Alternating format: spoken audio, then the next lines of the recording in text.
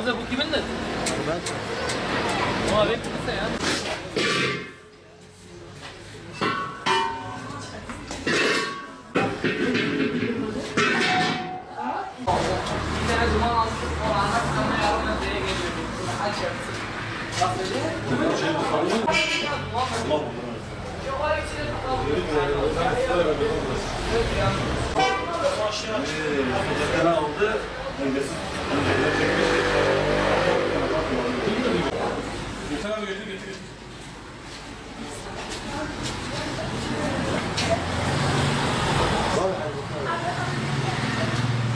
Millet zaten fakir bir millet, yani kendimizin çevremiz bazı, vallahi geçen mesela bir bayana gittim, 3. aydır daha tüpünü doldurmamış. Dolduramıyor yani. Ben 900 bin lira nerede bulayım, nasıl getireyim, kiram yok vereyim, elektrik param yok, sıkıntı içerisindedirler. Yani bizim çevremizdeki bu insanların bu kadar perişan bir durumdayken bir tüpün 900 liraya çıkması, yani bilmiyorum, acaba bu yetkililer biraz vicdan sahibi değiller miydi? Biraz çevreyi kontrol etmiyorlar mı?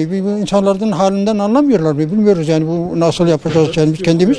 Tüplü bu imkanı olmayanlar, bizim hem yerli hem de Suriye çevresindeki olan insanların zaten hiç alamıyorlar. Yani bu sıkıntı içerisindedirler.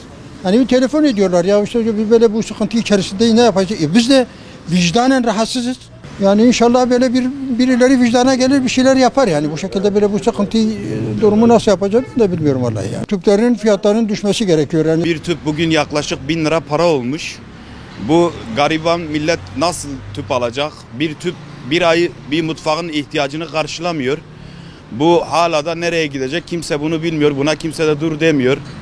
Fakir fukara nasıl yapacak? Ya tüpü genelde kimler alıyor? Fakir fukara kesimi alıyor. Gariban insanlar alıyor. Dünyanın en güzel coğrafyasında yaşayan insanlar olarak ben burada dile getiriyorum size. Yani bir tüp 1000 lira olabilir mi ya? Allah'tan yazık, günah değil mi yani? En fazla olacağı 200 lira olsun. Ne olacak ki? Devlet yetkililerinden bu işe el atmalarını istiyoruz. Ya kulağa mehe tüp ki dadgirim tün esas milyoni tüp. Eka sa'al bokeme kude mahşemi içine. Eka şıpkım. He? Sa'al bokeme. Kude cana hay cana tneji. Eka şıpkım. Vegam tüpe khani kude cilanam 3 milyar ni vatiye. Eka kudem tüye denk kiriye maniye daye. Eka şıpkım. Azi hakibi tüpi çabdım ka bez نهسد مليون ها هالروز زمتي والله هالرو وكبدونا من هالروتي ام خوازن جي خود امينه ولا خواري her şey var خواري. Tüp işi yapıyoruz burada. Tüpçüyüz yıllardır. Artan tüp fiyatlarından dolayı biz bayağı şikayetçiyiz yani bu durumdan. Yani gelen müşteri tüp fiyatını öğreniyor ve geri gidiyor. Arayanlar yani hemen sigara arayacağız diye bir yeri kapatıyor, bir de aramıyor. Yani bu satışları bayağı düştü, mahalleli zor durumda, vatandaşlarımız zor durumda. Yani burası kenar mahalle, yani tüpü de kullanan kişiler kenar mahalledeki insanlar oluyor genelde. Diğer taraflar doğalgazdır, böyle bir problemleri, sorunları yok. Ama şu an bir tüpün fiyatı 900-950 lira civarına çıktı. Yani bu durumdan biz çok şikayetçiyiz, vatandaşlarımız maalesef ki tüp alamıyor.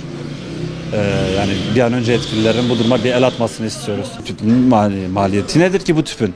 Maliyeti nedir ki bu kadar yükselebiliyor bu tüp? Hem de yani asgari ücrete 2 kuruş zam atıldığı gibi hemen tüp fiyatları tavan yaptı. Bir anda 50 lira, 60 lira, 70 lira arka arkaya zamlar geliyor böyle. Asgari ücretin yani tam zam yapıldı. Şimdi ona göre tüpün yapılacak zamlar da ona göre olsun. Yani diyelim ki 2000 lira zam yapılmış, bir anda 100 lira buna geliyor. Tüp nasıl 100 lira artıyor? Yani ona göre, her şey ona göre olsun.